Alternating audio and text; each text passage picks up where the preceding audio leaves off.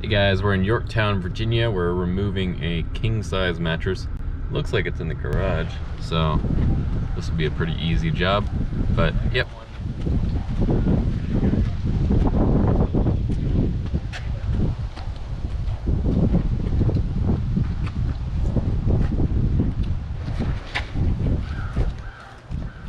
Here, hold on. I got it.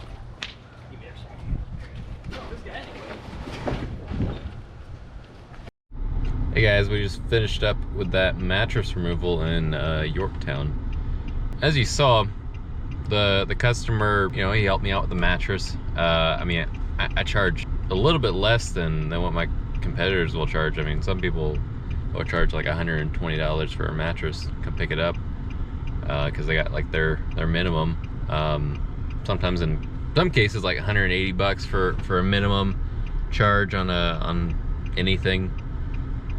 But yeah, I mean, our minimum charge for anything is $65. So charge minimum $75 for a mattress, and a lot of people call us, and there just happened to be you know, a neighbor watching, and he's like, huh, I didn't know that this guy existed. Like, a lot of people don't know that junk removal exists.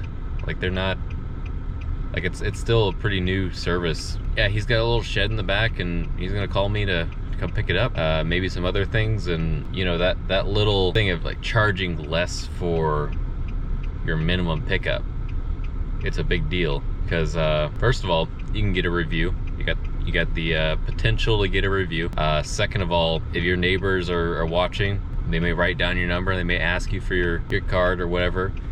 They may call you. You know, that's another job that you could do. And then last of all, that customer that you came and picked up a mattress for 75 bucks for is gonna call you back. And that repeat business over time, you know, as you're in this business for 5 or 10 years, like, you're gonna have repeat business. And it all starts with that minimum charge being where it's at, you know. But I actually got this lead for free on Facebook, and a lot of guys neglect Facebook. They don't really know how to use Facebook. If you like this video, hit that like button, subscribe, and stay tuned for more videos.